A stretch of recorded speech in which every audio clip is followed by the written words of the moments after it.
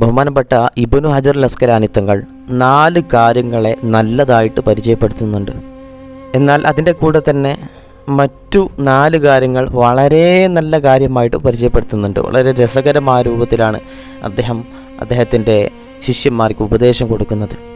അതിലൊന്നാമത്തേത് ലജ്ജയാണ്. പുരുഷന്മാർക്ക് ലജ്ജ നല്ലതാണ്, പക്ഷേ സ്ത്രീകൾക്ക് ലജ്ജ വളരെ നല്ലതാണെന്ന് അദ്ദേഹം പറയാം. രണ്ടാമത്തെ കാര്യം, എല്ലാ ആളുകൾക്കും നീതി നല്ല കാര്യമാണ്. അവൻ്റെ ജീവിതത്തിൽ അവൻ്റെ പ്രവർത്തനത്തിൽ നീതി ഉണ്ടാവുക എന്ന് പറയുന്നത് നല്ല കാര്യമാണ്. എന്നാൽ പ്രധാനപ്പെട്ട ഖാദിമാർ, അധികാരം ഏൽപ്പിക്കപ്പെട്ട ആളുകൾ, ഉമറാക്കൾ, ഇവർക്കൊക്കെ നീതി വളരെ നല്ല കാര്യമാണ്. മൂന്നാമത്തേതായിട്ട് പ്രായമായ ആളുകൾ തൗബ ചെയ്യുക എന്ന് പറയുന്നത് നല്ല കാര്യമാണ്. എന്നാൽ ആ തൗബ യുവാക്കളിൽ നിന്നും ഉണ്ടാവുക എന്നുള്ളത്, യുവാക്കൾ തൗബ ചെയ്യുക എന്നുള്ളത് വളരെ നല്ല കാര്യമാണ്.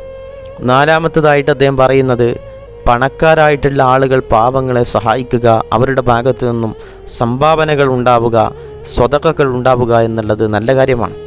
എന്നാൽ പാവങ്ങളായ ആളുകളിൽ നിന്നാണ് ഈ സ്വതക്ക ഉണ്ടാകുന്നത് എന്നുണ്ടെങ്കിൽ, അല്ലെങ്കിൽ പാവങ്ങളായ ആളുകളാണ് സ്വതക്ക കൊടുക്കുന്നത് എന്നുണ്ടെങ്കിൽ അത് വളരെ നല്ല കാര്യമാണ് എന്ന് ബഹുമാനപ്പെട്ട ഇബ്നു ഹജർ അൽ തങ്ങൾ പറയുന്നുണ്ട്. ഇബ്നു ഹജർ അൽ തങ്ങൾ പറയുന്ന ഈ ഒരു ഉപദേശം നമുക്കൊക്കെ നമ്മുടെ ഹൃദയത്തെ ഇരുത്തി ചിന്തിപ്പിക്കേണ്ട കാര്യമാണ്. സ്ത്രീകൾക്ക് ലജ്ജ എന്ന് പറയുന്നത് നബി സല്ലല്ലാഹു അലൈഹി വസല്ലം തങ്ങൾ അതിനെ സംബന്ധിച്ച് പറയുന്നത് അൽ ഹയാഉ ലാ യഅതി ഇല്ലാ ബി ഖൈർ.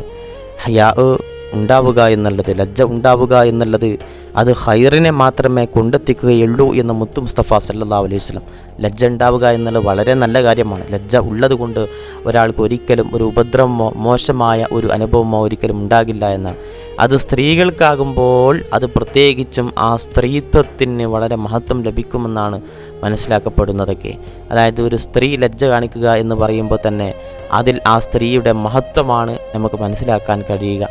രണ്ടാമത്തത്, ഉമറാക്കളുടെ ഭാഗത്ത് നിന്നാണ് നീതി ഉണ്ടാകേണ്ടത്. ആ നീതിക്കാണ് വളരെ നല്ല മഹത്വമുള്ളത്. അല്ലാഹു സുബ്ഹാനഹു വ തആല പറയുന്നുണ്ടല്ലോ, ഇന്നല്ലാഹ യഅ്മുറു ബിൽ അദ്ൽ. അല്ലാഹു സുബ്ഹാനഹു വ തആല നീതി കാണിക്കാൻ കൽപ്പിച്ചിട്ടുണ്ട് എന്ന് പറയുന്നുണ്ട്, സൂറത്തുൻ നഹ്ലിൽ പറയുന്നുണ്ട്. അതുപോലെ തന്നെ മുത്തു മുസ്തഫ സല്ലല്ലാഹു അലൈഹി വസല്ലം തങ്ങൾ അള്ളാഹുവിൻ്റെ തണൽ ലഭിക്കുന്ന, അർശിൻ്റെ തണൽ ലഭിക്കുന്ന 7 വിഭാഗക്കാരിൽ ഇമാമുൻ ആദിലുൻ എന്ന് പറയുന്നുണ്ട്. നീതിമാൻ എന്നതിനോടുകൂടെ അത് ആർക്കാണ് വേണ്ടത് എന്ന് പരിചയപ്പെടുത്തുന്നത് ഇമാമായ ആളുകൾക്കാണ്, നേതാക്കന്മാരായ ആളുകൾക്കെന്ന് മുത്തു മുസ്തഫ സല്ലല്ലാഹു അലൈഹി വസല്ലം. ആ നേതാക്കളായ നീതിമാനായ ആളുകൾക്ക് അർശിൻ്റെ തണലുണ്ട് എന്ന് മുത്തു മുസ്തഫ സല്ലല്ലാഹു അലൈഹി വസല്ലം. അപ്പോൾ എല്ലാവർക്കും നീതി വേണം. ഒരാൾക്ക് എന്തധികാരമുണ്ടെങ്കിലും അല്ലെങ്കിൽ തൻ്റെ ജീവിതത്തിൻ്റെ ഏത് സാഹചര്യത്തിലും നീതി കടന്നു വരണം എന്നിരിക്കെ തന്നെ അത് അധികാരമേൽപ്പിക്കപ്പെട്ട ആളാകുമ്പോൾ അതിന് പ്രത്യേക മഹത്വമുണ്ട്. അത് അഹ്സനായ ഗണത്തിലാണ് ഉലമാക്കളൊക്കെ പെടുത്തിയിട്ടുള്ളത്. മൂന്നാമത്തെ വിഭാഗമെന്ന് പറയുന്നത് യുവാക്കളുടെ ജീവിതത്തിൽ, യുവാക്കളുടെ ഭാഗത്തുനിന്ന് തൗബ സംഭവിക്കുക എന്നുള്ളത് വളരെ മഹത്വം കൽപ്പിക്കുന്ന കാര്യമാണ്. അത് സാധാരണ മരണം ആസന്നമായി എന്നൊക്കെ തോന്നുന്ന ഒരു പ്രായമെത്തുന്ന സമയത്തൊക്കെയാണ് തൗബ ചെയ്യണം എന്നുള്ളൊരു ഫീലിംഗ് ഖൽബിൽ നിന്നുണ്ടാവുക.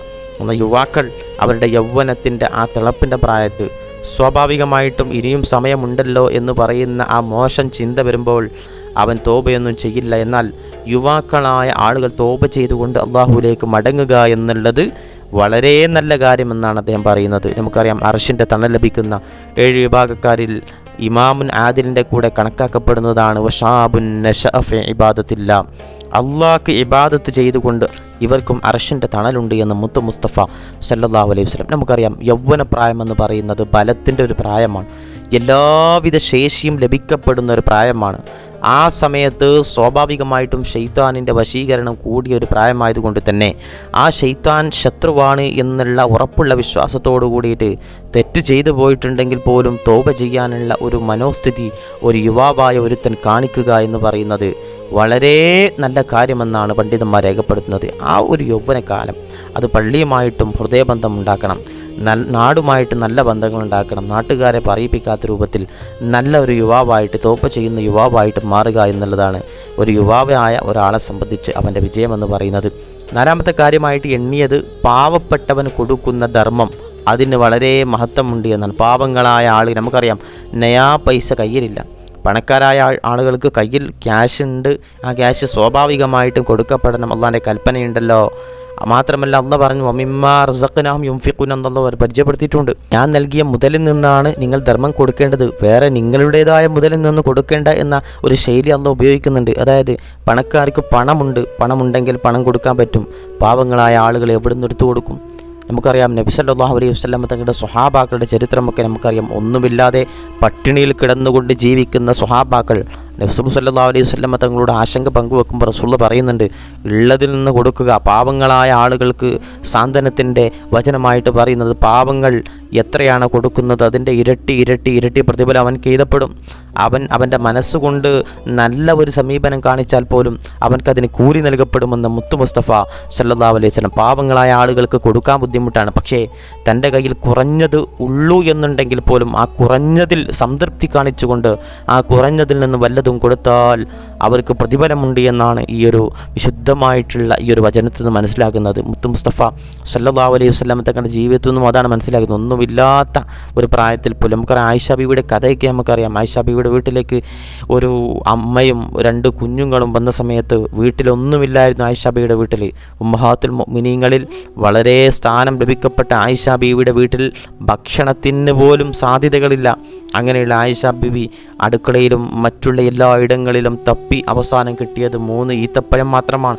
ആ ഈത്തപ്പഴമാണ് മഹദിയായ ആയിഷ ബീവി ആ യാചകരായിട്ടുള്ള അവർക്ക് കൊടുത്തത്. ഇങ്ങനെ ഇസ്ലാമിൻ്റെ ചരിത്രത്തിൽ അകമഴിഞ്ഞ് സഹായിച്ച ധാരാളം ചരിത്രങ്ങൾ കാണാൻ പറ്റും.